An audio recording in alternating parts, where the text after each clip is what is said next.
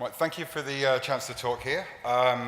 This is a talk that was first put together by Tim Jackson, and he's one of the three names you can see above me.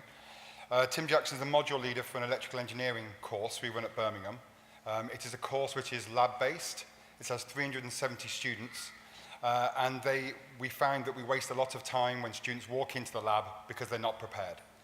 So we have students at the university have a lot of work to do, and we have a limited amount of time we can get their attention. So we want to work out what tools, what resources to give the students to give the best learning experience and get them to where we need to as quickly as possible. Also on this list, you'll see a number of other names. You'll see Nicola Wilkin as well, who's been heavily involved with sort of supporting these activities at Birmingham, and a lot of other names underneath, which are all the interns who are responsible for making this content. So one of the interesting things about working at Birmingham is a lot of the content is built by interns, and it's a big part of why we've been so successful in getting content delivered out across the university. Okay, so a little bit of an overview of the talk, a bit of a motivation about what our needs are and why we need to do these resources, a bit of a conversation about our current online learning environment that we use. Then I'm going to go into how we use Möbius to enhance the student experience, a little bit of analysis of what we found from using Möbius, and then future work, where we want to go with this technology and with the partnership with MapleSoft. So just to give you an idea of what we're trying to do with this course, it's probably very familiar to many of you. It's a science-based course. We want students to discover through analysis, to be able to link theory and practical together in the lab, to get better and quicker at using mathematical reasoning. And we are hoping to do this by using engaging material online to encourage independent learning and choose effective, summative, and formative assessments. So this is the starting point for all the students that come into our course. These grades won't mean very much to you. They're all based on the UK system. But the essential, the idea here is students have a relatively good set of grades when they arrive at university. They all have a pre-university mathematics qualification. Many of them haven't done, well, some of them haven't done science for a couple of years, but when they arrive at university, they will have very little electronics experience. This is an electronics lab, and they don't do a lot of that at school, and when they do, it's very patchy. Some schools will do electronics, some schools won't. We also have a GCSE which contains very little electromagnetism and electric circuits. So GCSE is our high school qualification. But on the sort of plus side, what we know about students is that many of them are very used to online learning environments, either through work in their schools, and you've seen examples of online learning environments already, but also at home through parent-supported learning and things like this. Students also like support for their learning. They want to feel they can make progress and they're not wasting their time, so having good feedback and having opportunity to talk to experts is really important for the students. We also found that students like to have flexibility with their study, so own private study, their personal locations they can study. They would like clarity about deadlines and instructions and the path through the course. So giving students too many options of paths often overwhelms them, and they look at you as a lecturer or as a module leader as the person that's going to provide the optimal learning path through this material. And very interestingly, we find that students are only prepared to spend about 15 minutes on a pre-lab activity. 15 minutes is probably the amount of time they think, where I need to be for my next lab, and I'm going to read the pre-lab material on the way to the lab. So that's kind of as much time as they're going to spend. Okay, so our online learning environment, we use Canvas. It's very similar to Moodle in many ways. They operate in very similar ways. It's a really good baseline, and all the lecturers at the university have been told and trained to use Canvas. It is the first place they should put all their learning content for the students, and it's the first point of entry for all learning for a module. It's very important to create a very consistent student experience, especially for things like accessibility, which is a big part of online learning today. So Canvas provides a lot of resources like reading lists, grade books, video lectures, quizzes, and these sorts of things. And we believe we should use this first, and when it doesn't support what we need to do, we add third-party tools. So we, for example, add MapleTA or Möbius or other tools to Canvas in order to enhance the student experience. Okay, so one of the things we previously have used and had a look at researched on is video content. So typically we create video content for the lectures. So all our lectures are now recorded at the university and made available online for the students to review later. A little bit of data that's come out of Canvas showing student engagement with the videos. You see that only a small amount of the students a large amount of the students, watch a very small amount of the lecture. So typically around 6 minutes, 10 minutes, something like that. So either they're jumping into the bit they want to jump into, maybe they're watching the start of it and giving up. They're not sitting there watching the whole lecture course all the way through. We also don't know from this how they're engaging with this, whether they're watching this while also watching YouTube, while also making their dinner, while also calling their friends, well, probably texting their friends nowadays. So we really don't know what their engagement is through the learning process. And finally, we find with video content is information about when they engage. So the way I look at this is they engage when they're scared, basically.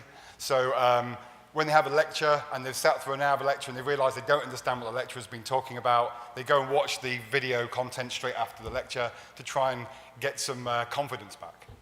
The second time they might look at it is when you give them a quiz. As you can see on this graph, we give them a quiz and the same process happens. And then the final time they see it is when the exam comes up. What we don't see a lot of evidence of is general discovery learning outside of these assessment points. And this graph doesn't show if they come back to it after the exam. Okay, so what we learn that students review material close to the event. They do use videos as part of their revision lectures, which is nice to see. And the average viewing varies a lot, as we can see from the graphs. And I've already said we don't know a lot about the value of that content. Are the students just watching it? And there are other activities while they're doing it. Okay, so the plan last year was to pilot Möbius, which is Maplesoft's new online learning environment, to try and enhance this student experience. And the model we settled on was we're going to use videos and reading material in Canvas for the students. We're also going to provide formative pre-lab assessments and worksheets in Möbius. So these are things that are not assessed. The students are not required to do them. They're very much encouraged to do them. But as I say, they're not assessed. Then we also then do some post-lab quizzes which are assessed. So students are required to do these things.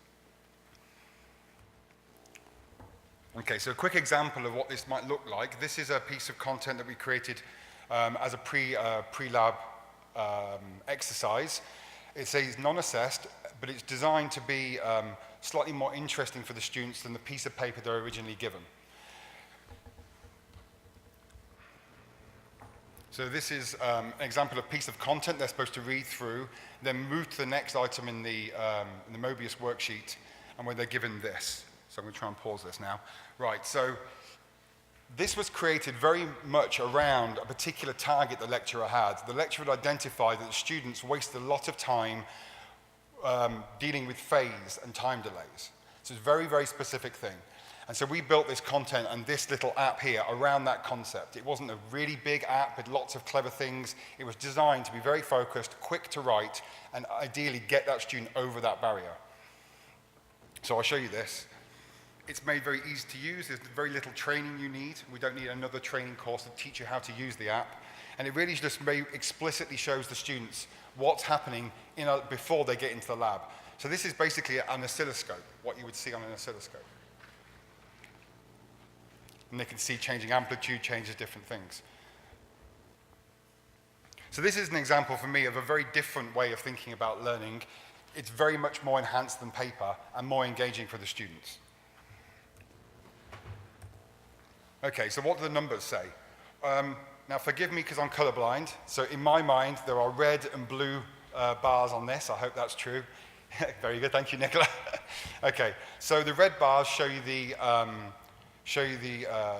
amount of students that did these various activities, and the red bars show the assessed material. So the 3 post-lab quizzes. And what you can see, it's all normalized, so essentially 100% of students do the first 2 quizzes, and a few students didn't do the 3rd quiz, probably because they left the university or something else. But we see a really good engagement with the assessed material, as we'd expect. What we also see on the last 4 bars is a really good engagement with the pre-lab material. So this is stuff the students haven't got to do, they're finding their own time to do it, and we're finding that they are doing it. Now this is anecdotally reported by the lecturers to be much higher than previous years. The other thing we can get out of Möbius is analytics like this, for example. So one of the questions that Tim Jackson wanted to ask was, is this a good question? So it's a very low-level question to ask, but it's a really interesting one. So what we did, we take their final grade marks for the whole module, and we cross-reference that with a particular answer they gave on a test. And so what you can see here is we have blocks. I don't know if you can see my mouse pointer. No, that's not very helpful. Okay, so we have, at the bottom, we have 1, 2, 3, 4. These are the lowest 25% by module score. The middle 25%, no, so the 25 to 50, 3 is 50 to 75, and 4 is the top 25%. So it's broken down by quartiles. And what you expect is the students in the top quartile get the correct answer, and the students in the bottom quartile are less likely to get the correct answer. So using data like this, we can decide whether this is a good question that we want to keep, and maybe use this year, maybe use next year, or we want to take this question and change it. So by using this digital environment with the analytics, we're able to improve our assessments every year. Okay, so a little bit of feedback from students and staff. The students use the formative and summative assessments, which is really good news for us because we put a lot of effort into these things. Students were from speaking to the lab demonstrators and the module leader, we found that students were much better prepared for their labs. We wasted a lot less time repeating basic things over and over again. They really enjoyed the integration with the online learning environment, which has been talked about by many people. It's very important students find it easy to find their information, easy to find the grades, easy to find the feedback, and that's all about integration. A couple of things we found, which have come up today a number of times, which you have to be aware of, sustainability of these resources. We've talked about, a lot of speakers have talked about how you need teams and you need structures behind these services to support them. The way I look at this is making digital content can be much more amazing than paper-based content, and for that it requires more work, more skills, and that's what universities are providing now. All universities are moving towards these models of big teams of people who see that this is a core part of their strategy. And finally, one of the things we found was, and it's something that we need to work on with MapleSoft and Canvas, is integration of these data collection systems. So we have Canvas generating data, Möbius generating data, and at the moment a little bit of effort has to be put into bringing these things together. So I know there's a big project in MapleSoft going on to make this a more seamless experience, but really we need feedback of what you want in these, what you want to see from this analytics so we can create the right analytic structure for you. Okay, so our next steps. We see Möbius as a really good resource that we've used at the university. It's been a very successful pilot. This year we've added more labs to the previous labs we did in this course. We've also embedded Möbius into other courses, into quantum mechanics as well. So it's becoming a really nice, rich learning environment and tool that augments the current teaching. We have massively reduced the marking load, and a lot of lecturers are very grateful to me and my team for how much time we've saved them, and it's amazing how happy they are with the amount of saved time.